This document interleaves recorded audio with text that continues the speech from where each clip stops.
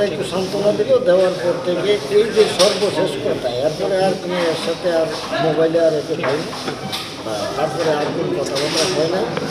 এই কয়েকদিন যাবৎ কিন্তু আমরা দেখতে আসি, টিভি দেখতে আসি, এসে তাকে দেখা যায় না, কোথাও আমরা কোনো তার হদিশ পাইতে।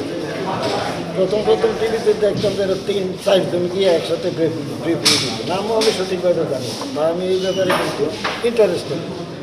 সে রাজনীতি করুক এটা আমি কোনো সময় চাইনি, যে কারণে তাকে কিন্তু আমি কড়া শাসন করি, করলে কী হবে। কিন্তু তাই বলি সে শুনে থাকে, কিন্তু এখানে আসার পর ওই তার গতিতে সে চলতে থাকে। তবে কোনো রাজনৈতিক দলের সাথে সে জড়িত আছে এরকম না, কিন্তু সাধারণ ছাত্রদের সাথে সে হয়তো এই কোটা আন্দোলনে জড়াইয়া পড়ছে, তার দেখলাম পরে টিভি বা বিভিন্ন চ্যানেলে যারা এসে ওই যে সমন্বয়কারী হিসাবে এখানে ব্রিফিং দিতে এরা 60 জন দেখছে টিভিতে। এই জায়গাটায় কিন্তু তাকে বারবার সংসদ করার পরে তার লাগে সেই পরক্ষণে এই যে 18 তারিখের পর 10টার পর থেকে এই পর্যন্ত আর কোনো তার সাথে সম্পর্ক। গতকাল দেখলাম ইত্তেফাক পত্রিকায় আমরা যে আসিফ মাহমুদ ঘুমের শিখা, তখন কিন্তু অস্থির হয়ে পড়ছে, তখন আর তত হুশ নাই যে আমার কিন্তু একমাত্র ছেলে, দ্বিতীয় আর কোনো ছেলে নেই, আমার এই একটাই ছেলে।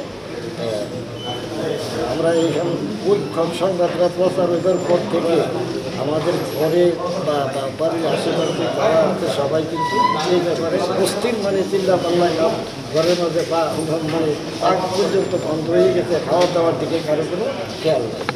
এখন আমরা চাই একমাত্র আমার ছেলেকে আপনারা ধরে যেতে। আচ্ছা, আপনারা কি পুলিশের সঙ্গে যোগাযোগ করেছেন কিনা, খোঁজ খবর নিয়েছেন কিনা, আপনারা কি সংখ্যা করছেন? এইরকম কোনো কিছু পুলিশের সাথে আমি জিজ্ঞাসা করছি। এখানে আমার আবার পুলিশ লাইনে ওনারা জিজ্ঞাসা করার পর বললো যে আমি তো আঙ্কেল এই বিষয়টাকে আমি আপনাদেরকে শরীরে বলতে পারতেছি না, বুঝবেন হওয়া সম্ভব না। যদি পরিস্থিতিটা শান্ত হয় তাহলে আমি দেখতে পারবো যে কী হয়। এটার উপর নির্ভর করে তো আমরা পয়সা টাকার কত একটা বিষয়, এই যে 18 তারিখের পর থেকে আজকে পর্যন্ত কোনো আইন শৃঙ্খলা বাহিনীর পক্ষ থেকে আপনাদের সাথে কোনো যোগাযোগ হয়েছে কিনা, বা গত আন্দোলনের সমন্বয়কারী, তো এই বিষয় থেকে কোনো ধরনের চাপ বা হুমকি ঝুঁকি আপনারা হয়েছিলেন? আঙ্কেল একটু বলবেন যে আপনারা থানায় জিডি করেছেন কিনা, আর আপনারা কি সংখ্যা করছেন একটু বলেন।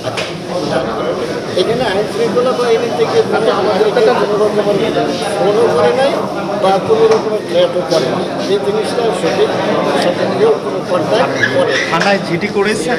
না, থানা জিডি করি না।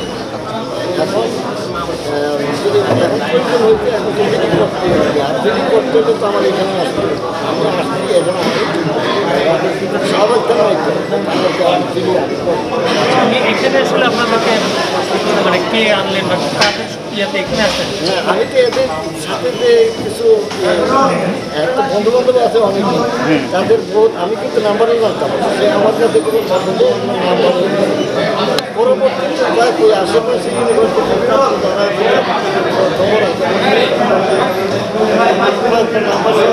কিন্তু ফোন দিলে তারা বন্ধ করছে। এখানে যে আসলেন ঢাকায়, এইখানে একবারে সাধারণত তার নামও জানি না, এখানে আসে কান্নাকাটি করতে তার না,